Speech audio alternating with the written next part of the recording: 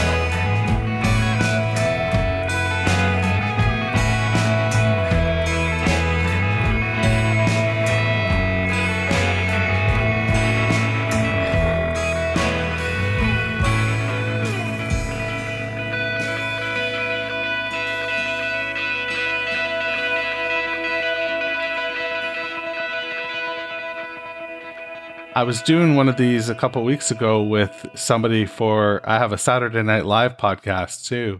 Oh, wow. And he's a writer for Entertainment Weekly.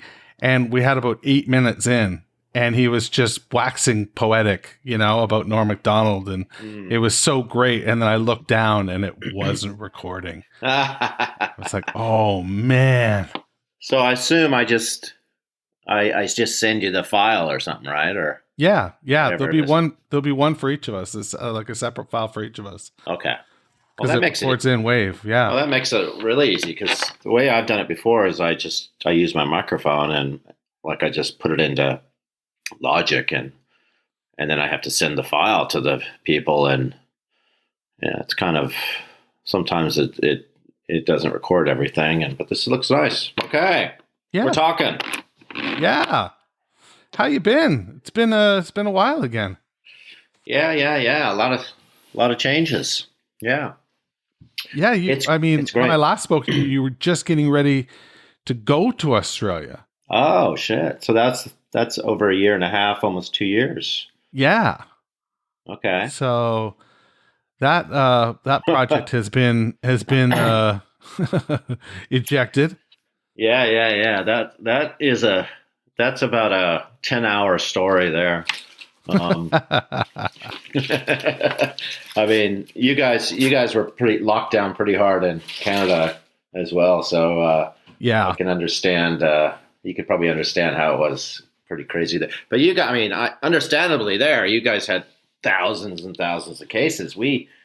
Australia had 2 cases, and they decided to lock down for 4 months. Wow. Yeah, and that meant they wouldn't let you leave your house more than 5 Ks, or you get fined. And so listen to you dropping kilometers. Yeah. Well, yeah, I had to get used to that, and driving on the other side of the road, and pies, and it's the Commonwealth, so we're very, we both love the Queen, and celebrate her very existence every fucking day.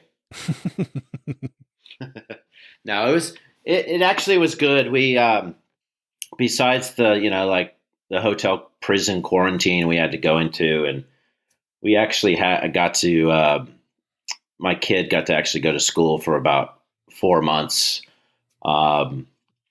in Queensland, and then we finally moved to Melbourne, and she got to go to school for about 4 or 5 months, and before they really locked everything down. So right. We kind of it was pretty good. My wife had a good job, and I got to do a lot of stuff with some guys, some friends that have wineries and restaurants down there, but basically I just tried to finish my record the best I could, and a lot of shit happened in the meantime in trying to do that. So, well, let's talk about the record. Yeah, because you've come back, and you're stateside now in California again, and it's you wrapped it up in California, or you are in the process of wrapping it up. It's probably the last song is being mixed today. How's that feel? Yeah. Oh, awesome. But yeah, getting to this point has been a long a long process. It's it was once I got here, and we actually got into the studio and kind of fine-tuned everything that I had been recording for the last year.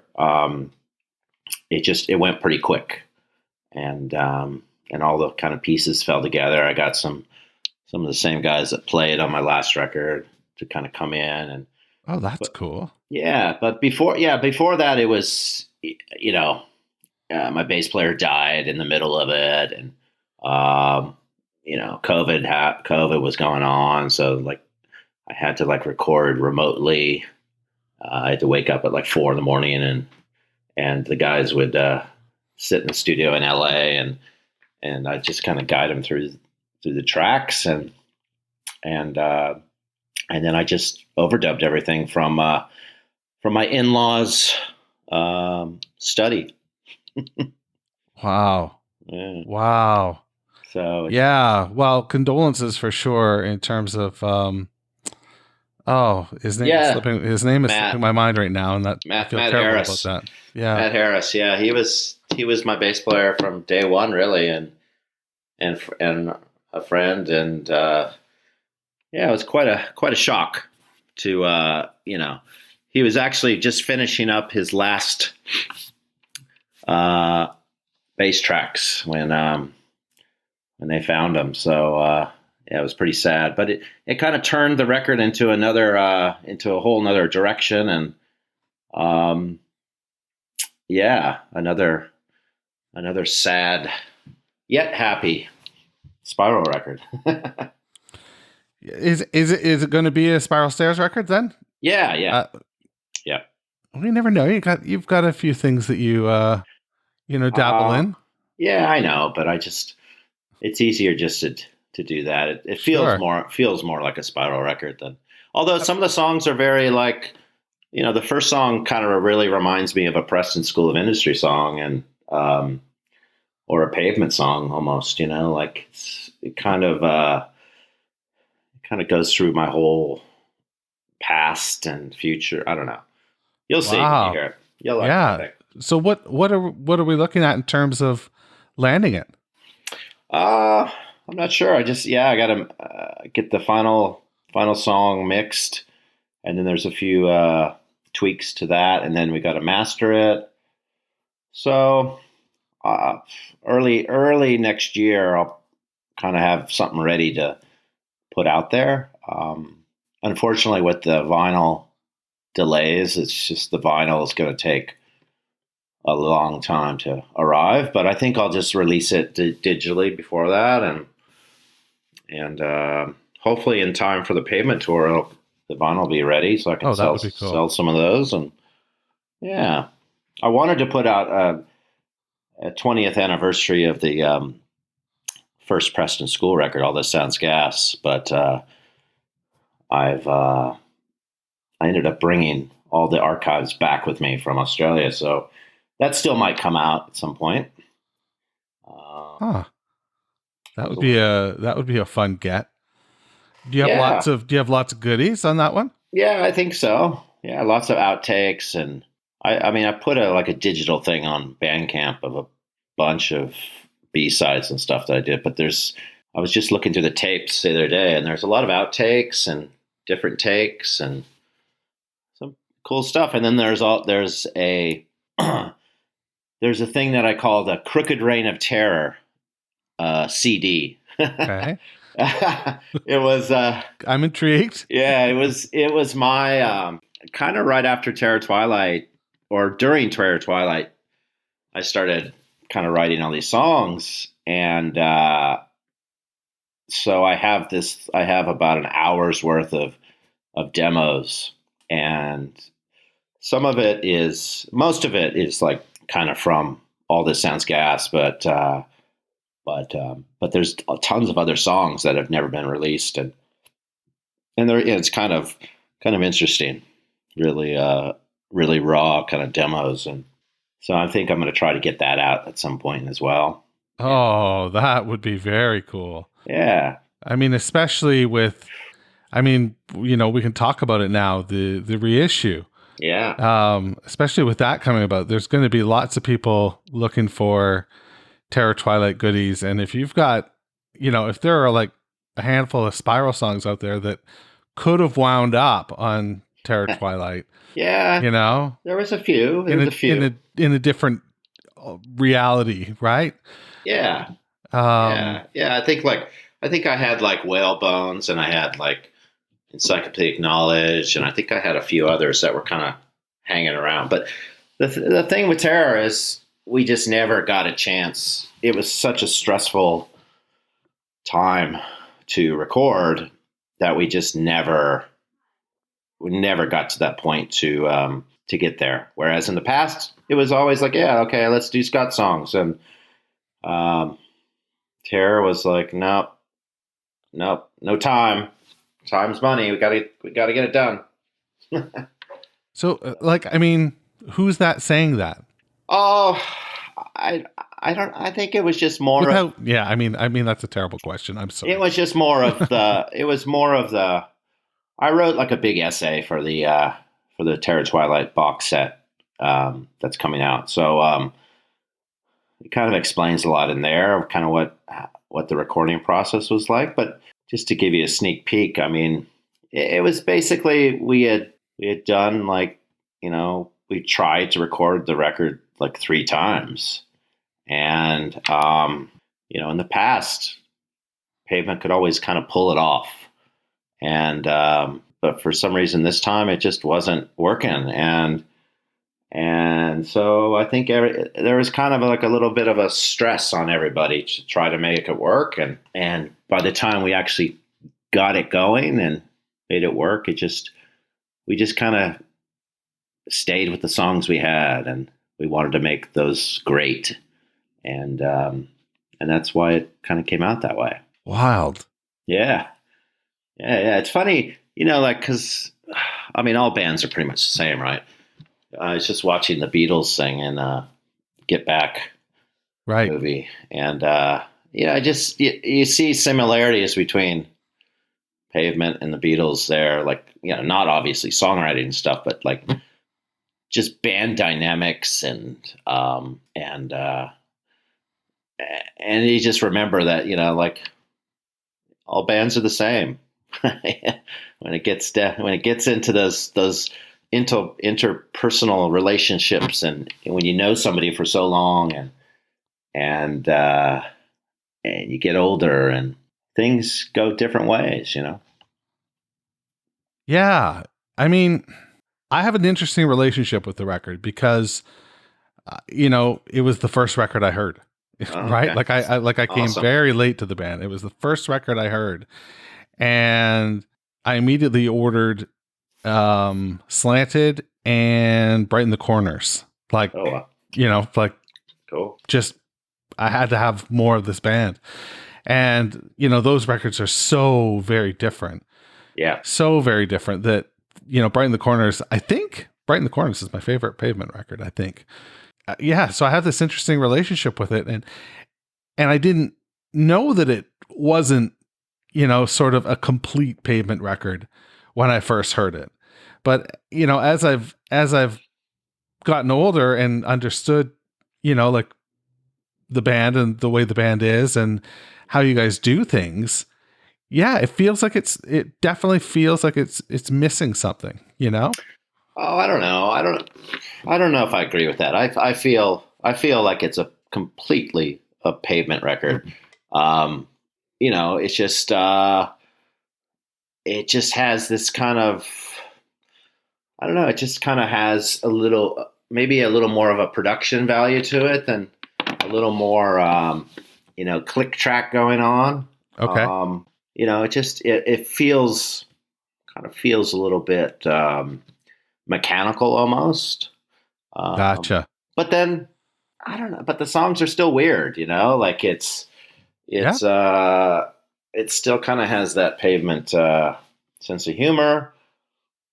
But maybe because it's the last one and we broke up right after it, maybe it has that kind of aura to it.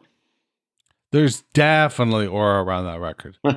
And the fact that you guys have held back on the reissue, it was like clockwork. So again, I come into the band late, and right away I'm gifted, so I get into the band in 99, and in 2002 I get gifted the Slanted box set, right? The reissue.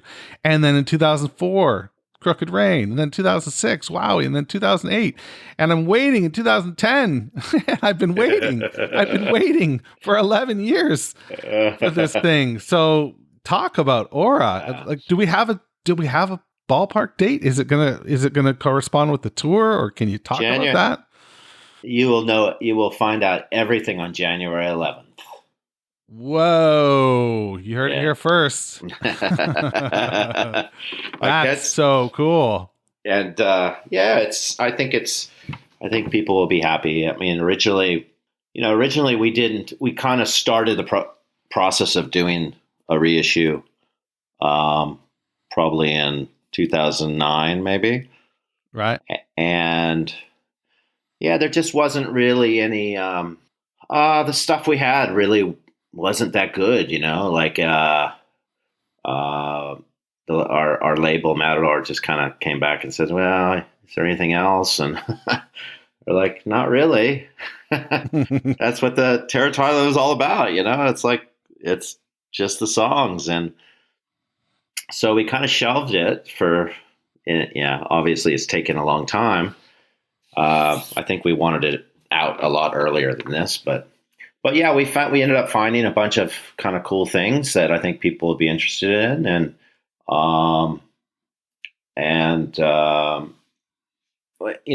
we had another stab at it, and Jesper, who's kind of helped with our last all of the reissues, kind of dug a little deeper with Malcolmus and found some stuff, and yeah, I think it's good. I think people who get the vinyl are going to be really excited. Oh wow! Nice play. January 11th. We'll be waiting with bated breath for sure. Yeah. Cool. Oh, that's so cool. I'm grinning ear to ear right now. Yeah, I mean, it's some of the stuff is like, I guess if you're really a fanatic, of the songs, you'll be pretty happy. And I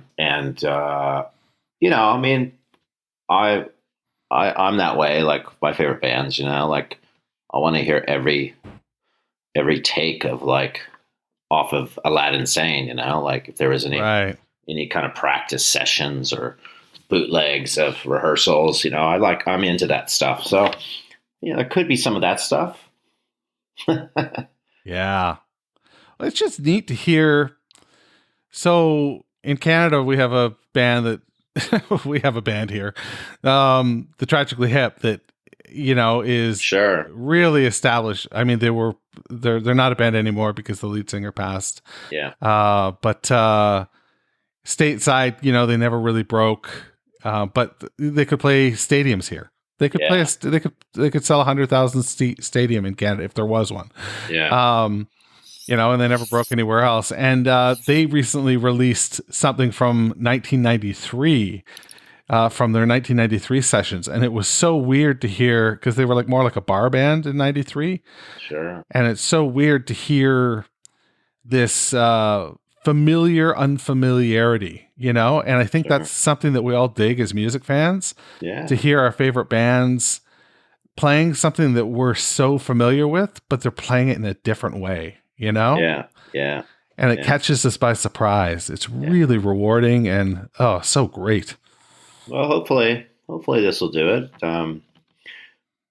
We always laugh. Matador always kind of tells us about there's kind of these people that have been complaining for 15 years about no Terra Twilight reissue. Like every time we announce to do something, that there's always like about 10 of these people, where's the Terra Twilight thing? And so they're going to, hopefully they'll be happy finally.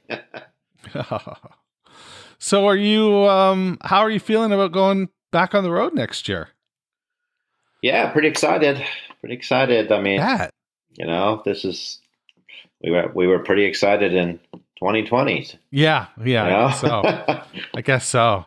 But it's nice because in 2020, those the Primavera shows were going to be the only shows, and then we were planning to do like a real tour the next year.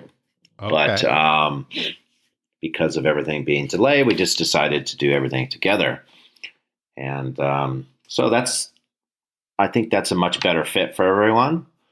Oh, I think it's going to be fantastic. I'm so looking forward to the autumn. And it's insane what what the response has been so far. I mean, that makes me so.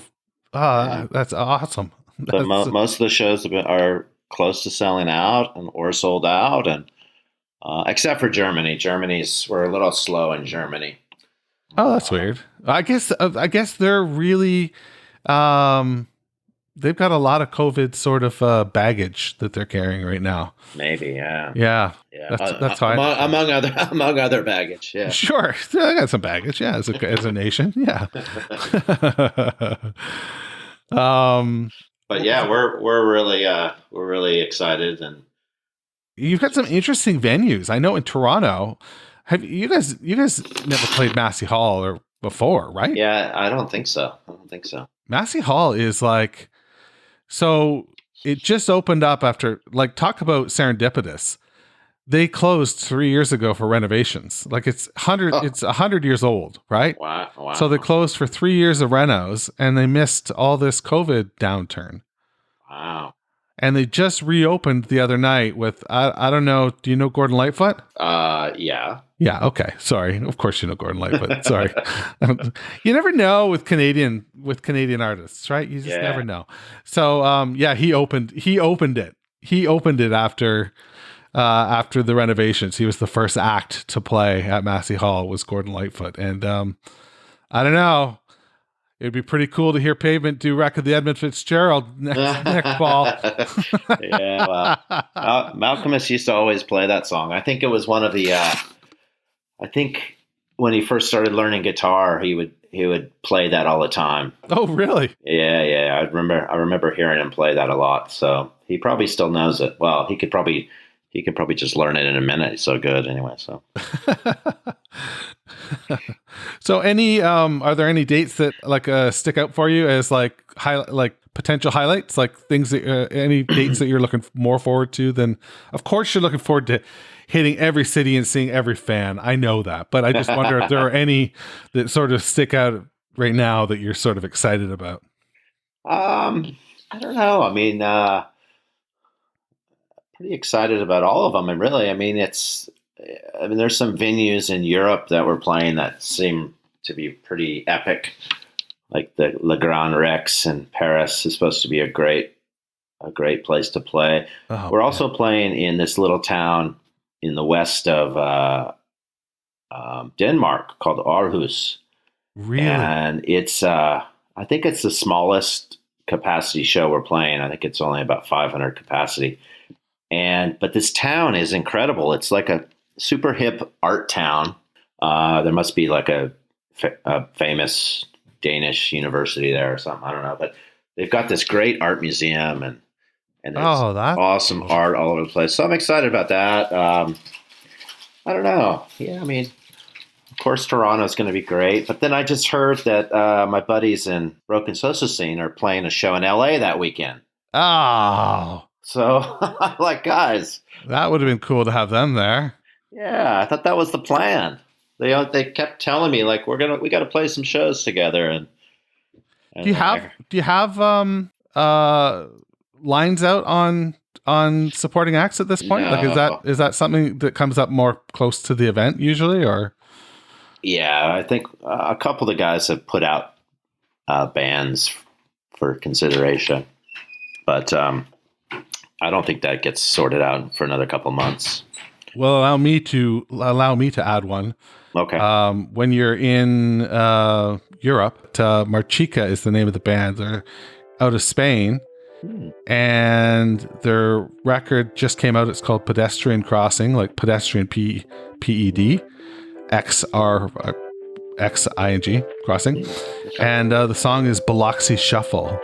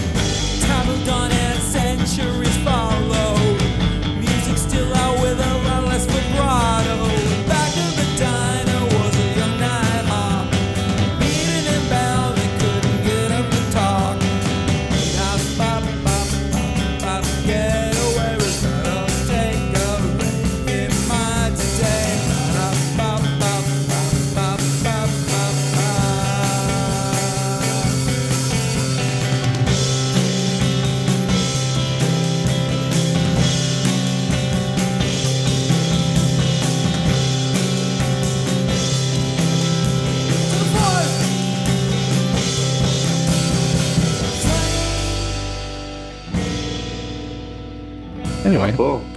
Send it to me.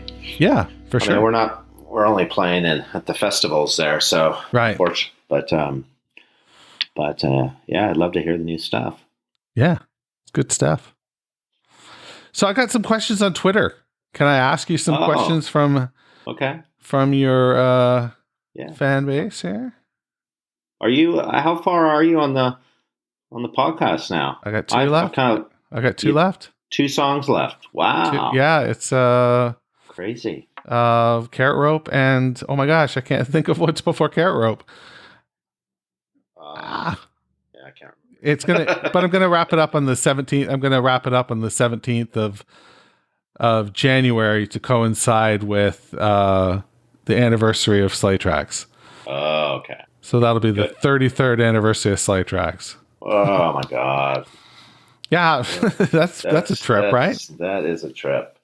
Yeah, I just one thing I did in Australia was I finally went through all my record collection and archived it all, or alphabetized it. Oh my God, that must have been a task. But I've been trying to do it for 20 years. And because we were locked down, I was like, all right, I'm going to archive all the Pavement stuff. And so I went through all my archive, all my records, all my memorabilia, all my photos. And so I archived all that. And then I thought, oh, you know what? We don't really have a very good tour archive. So I went and figured out every single show we played. What? Yeah, it wasn't easy. Holy shit. It wasn't easy. Then I went and did time on your hands. Then I went and did PSOI and Spiral. That was a lot easier because my memory kind of goes back to only a few years. But the Pavement stuff was crazy. It was it was very therapeutic to do it. And so eventually I'll put that up on the internet. And anyway, back to the Sleigh Tracks. Sounds like a coffee table book, Spiral. Yeah. That could be coming out too. Back to Sleigh Tracks. I used to have, there was 1,000 that we made, right? Right. And, sorry, let me just turn this off. Kelly Stoltz is calling me. Oh, that's weird. He must want a copy of Sleigh Tracks. Anyway, we had like 1,000 of them, and I remember, I've always had a stash of about 50, and for the last 33 years, and I went and checked when I was archiving. I found out I only have about 20 left. Oh my God! I know, and I gave away number 1. I don't know who I gave it to. So, did I send it to you? No. Oh my God. No, that would be. I would die.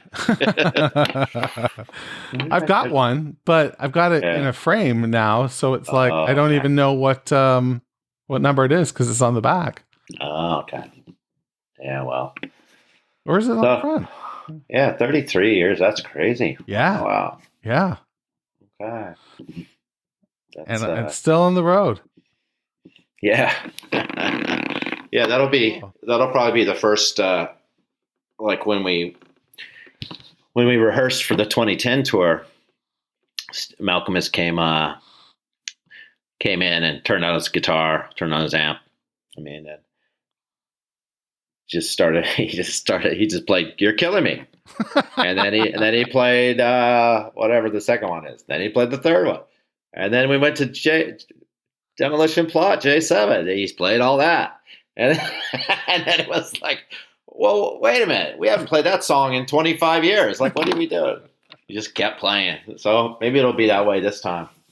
Oh, there's definitely like tons of Reddit speculation and that kind of stuff about what the set list will look like. The big thing is will Harness Your Hopes appear on the set list, because that song has taken up this life of its own.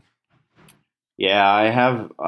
We've been getting the updates from Matador on how that song is so big. So Yeah, I don't think we played that last reunion tour. So we probably will play it because it's a pretty fun song to play. And it's not that hard to play either. So I'll have to go on the internet and find some tutorial. That's great. Okay, I've got let's see. The first question is from Marchika. Did he listen to the song I sent him in the DM on Instagram? That's what we just talked about. So okay. We'll forget about that. We've sort of covered this too. This is from Stop Motion Cycle. Were there any of his songs he wished appeared on Terror Twilight? And you were saying Whalebones was ready. Like basically, yeah. I mean, we could have, if we had more time, we could have done a few, but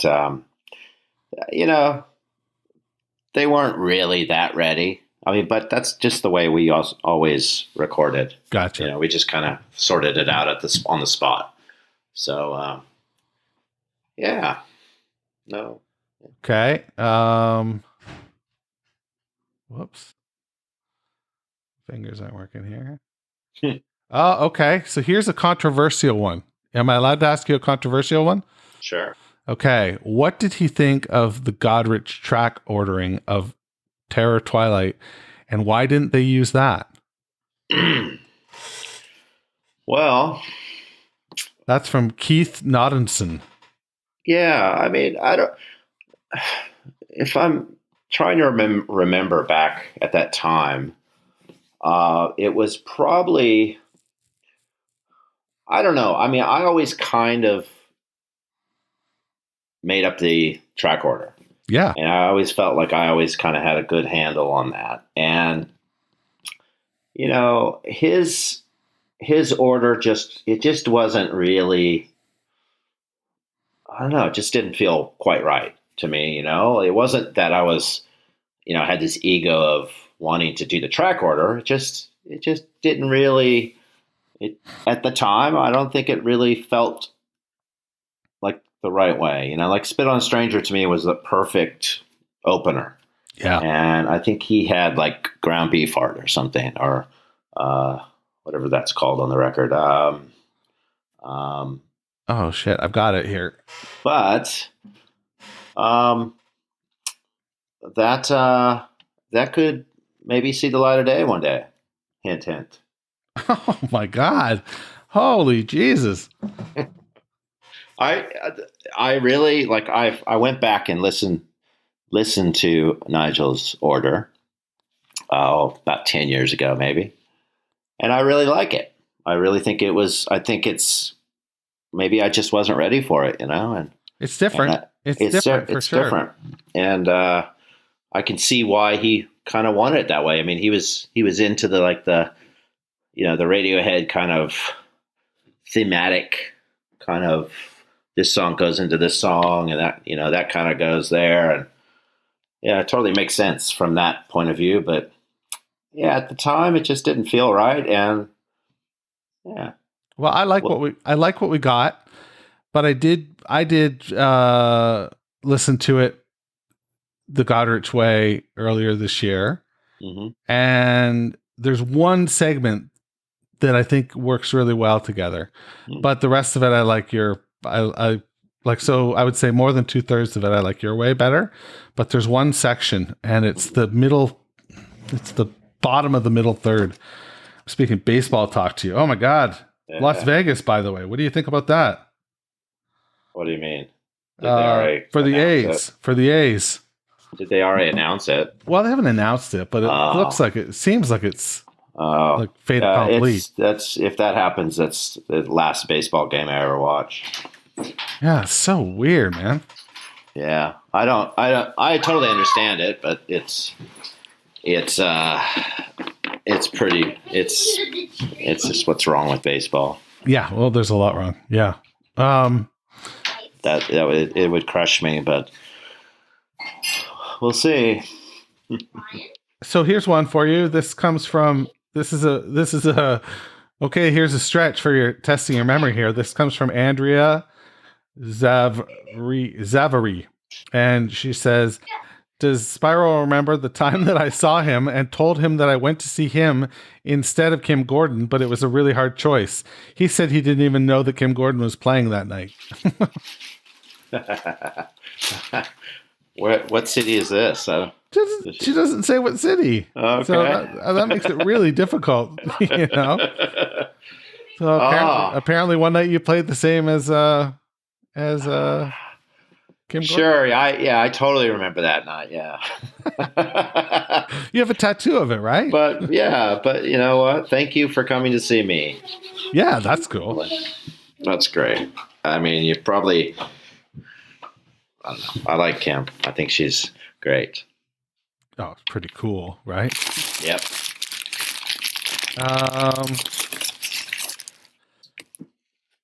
I don't know. This seems strange, but I'm going to ask it anyway. Northwest Arm says, who was it who said the world was mania, divorces, and spare change? That's a lyric in...